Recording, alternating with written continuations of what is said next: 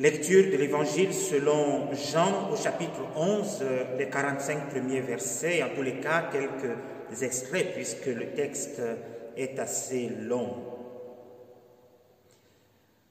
Il y avait un homme Lazare, il était malade, il était de Béthanie, le village de Marie et de sa sœur Marthe.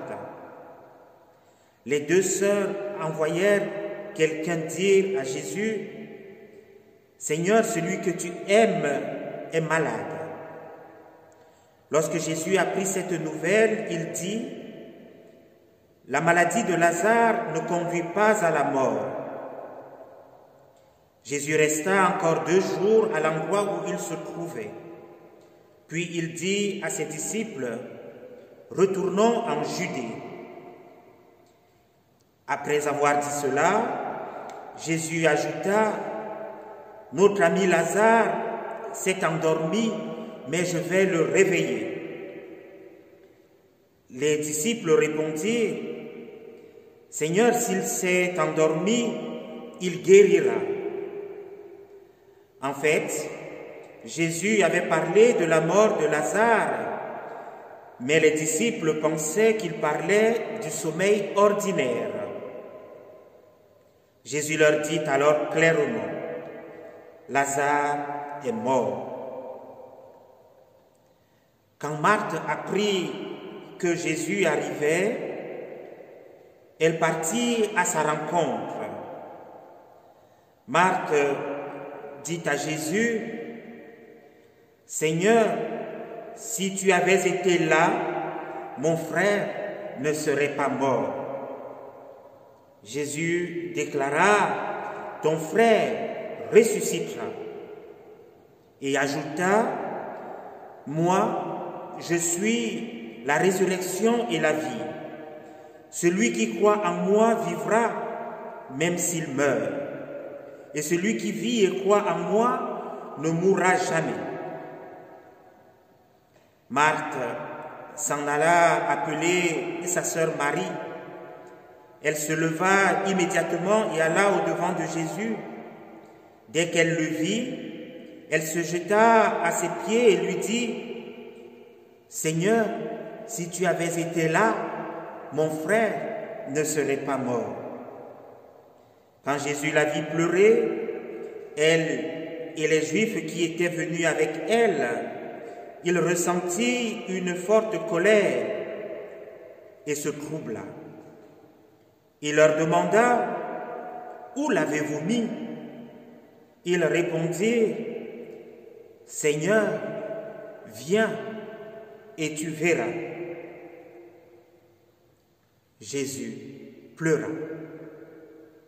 Les Juifs dirent alors, « Voyez comme il l'aimait. » Mais quelques-uns d'entre eux disaient, « Lui qui a ouvert les yeux de l'aveugle, ne pouvait-il pas aussi empêcher Lazare de mourir ?» « Enlevez la pierre, dit Jésus. Puis il cria d'une voix très forte, « Lazare, sors de là !»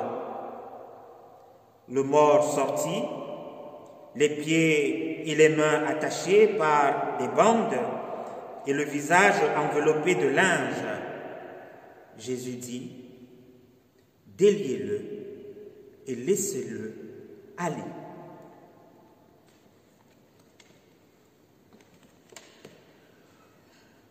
Nous connaissons ce récit. Les deux sœurs, Marthe et Marie, qui font la démarche vers Jésus au moment où elles constatent la gravité de la maladie de leur frère Lazare. Cette maladie emportera leur frère, les plongeant dans un désarroi total. Ce récit nous montre toute la détresse humaine, mais aussi l'élan de solidarité que nous pouvons nous témoigner dans les moments les plus difficiles de nos vies. Nous sommes invités à lire ce récit, chers amis, en ce temps de carême qui tire vers sa fin. aujourd'hui, 5e dimanche. De ce récit, il est très souvent retenu la résurrection de Lazare. Peut-être parce qu'elle permettrait de passer très vite l'aspect le plus douloureux du récit, c'est-à-dire la mort de Lazare. Mais en réalité, la résurrection ne peut pas se dire si l'on ne prend pas au sérieux la mort. Autrement dit, la résurrection n'a de sens que parce que la mort est bien à l'œuvre. En même temps, dans ce récit, à première lecture, la résurrection est employée de manière impropre.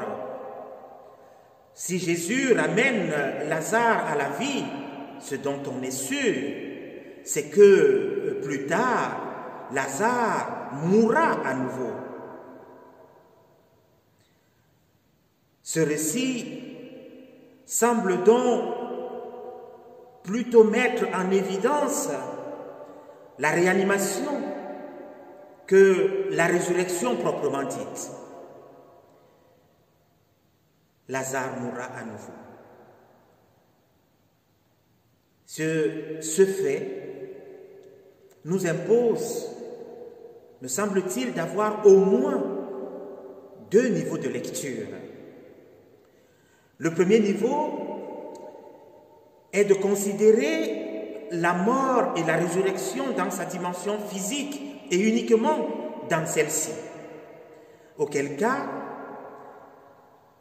un récit comme celui-ci ne nous concerne pas vraiment, car il est impossible d'assister à nouveau à un tel miracle. Même dans un extrême désespoir, personne ne demande sérieusement aujourd'hui qu'un mort sorte de sa tombe ni de son cercueil. Le deuxième niveau de lecture est de considérer la mort et la résurrection dans un registre plus spirituel ou dans un registre bien plus large. La mort serait alors une réalité autre qui peut toucher bien des pans de nos vies actuelles. On pourrait citer les aspects de nos vies qui sont desséchés, à l'agonie ou qui sont sans vie. Et la résurrection consisterait alors de nous mettre ou de nous remettre debout, de régénérer ces lieux morts dans nos vies, de nous sortir de nos impasses, de l'absurde et de l'échec. La résurrection serait alors cette force qui vient soutenir notre fragilité et notre faiblesse. Et c'est ce deuxième niveau de lecture, vous vous en doutez, qui parle de nous beaucoup mieux. Parce que, me semble-t-il, ce niveau de lecture nous offre l'avantage d'inclure aussi la dimension physique tout en la dépassant. Ici, rien n'est escamoté.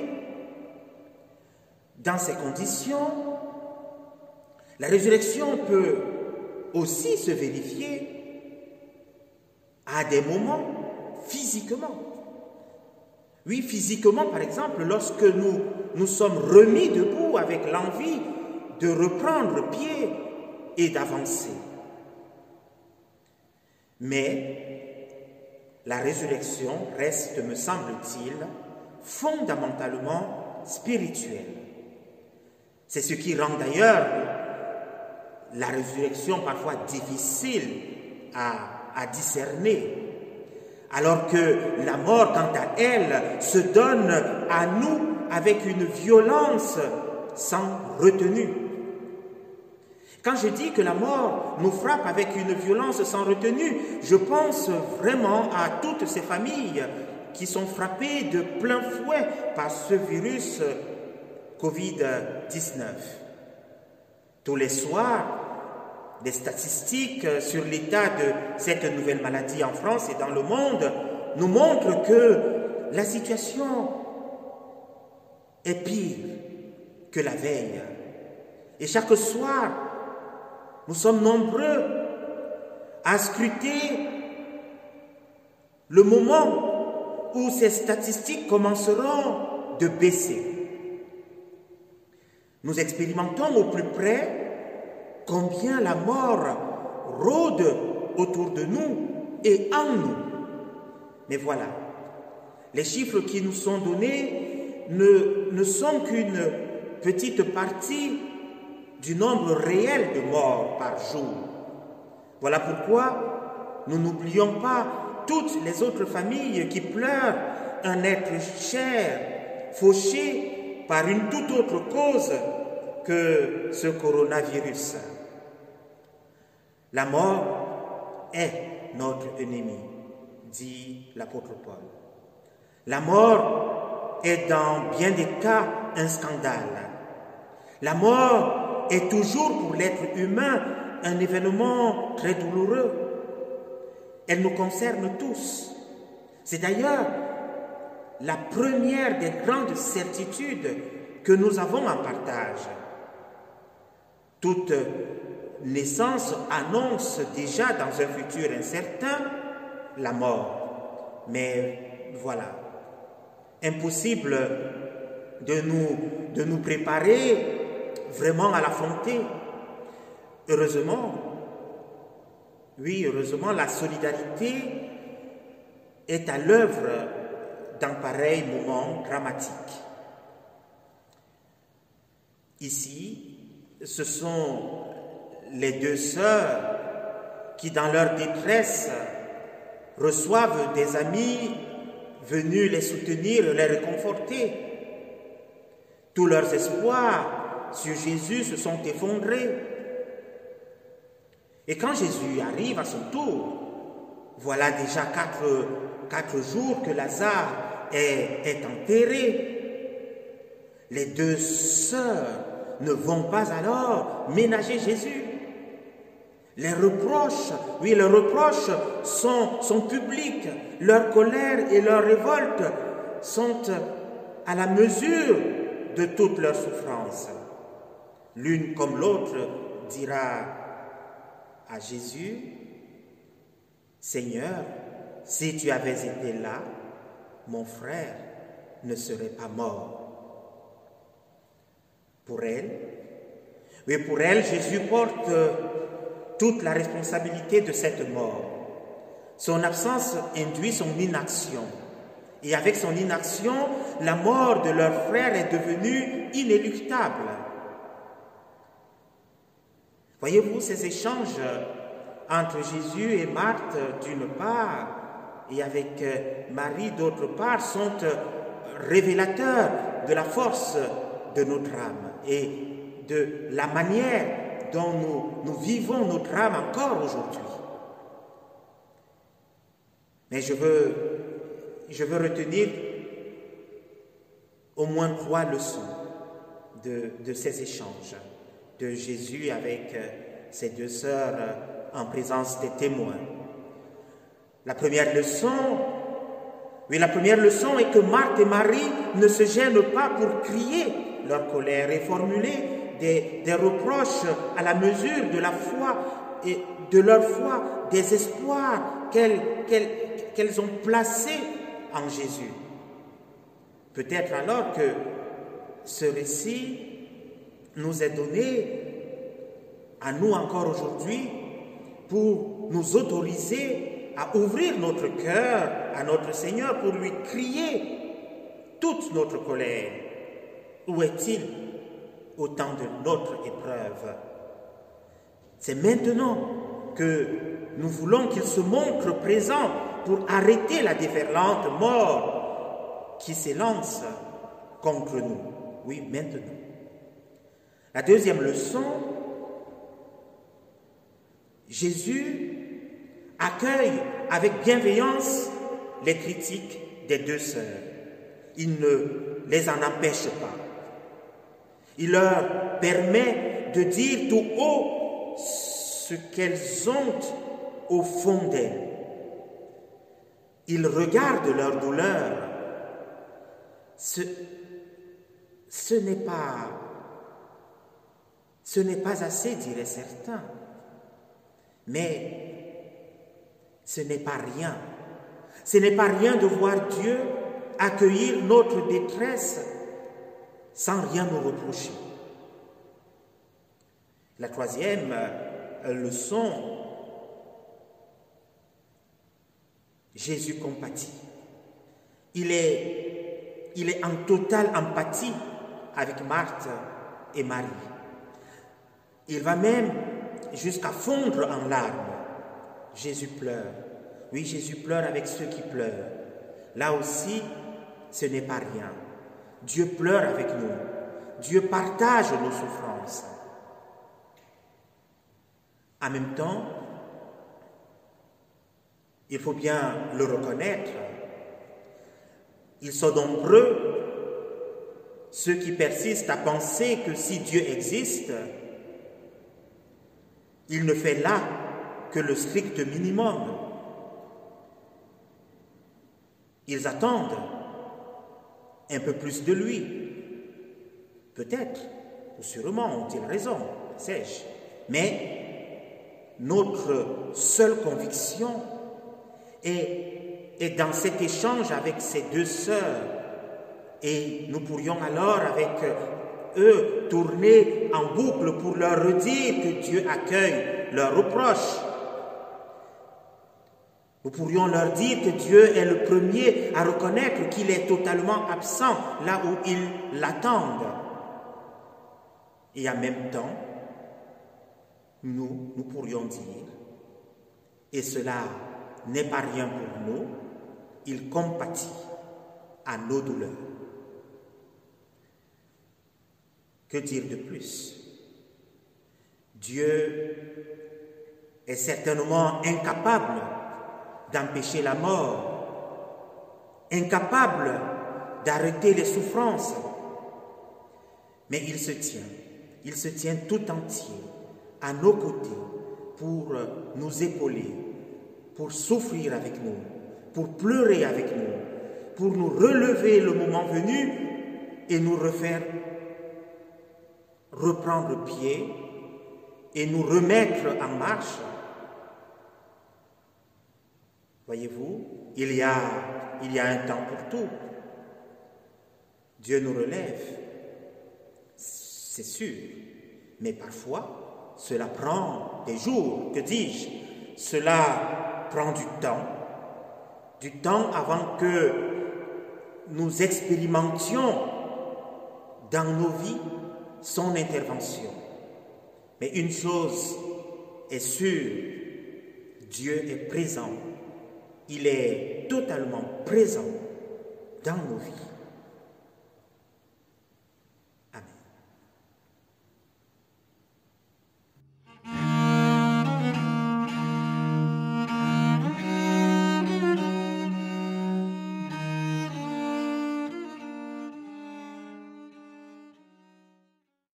Je vous invite à la prière.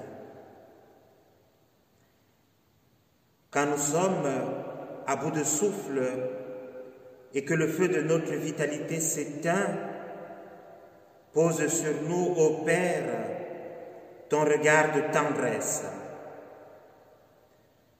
Quand nous nous sentons pauvres et vides, sans rien à partager, réveille en nous la source du don.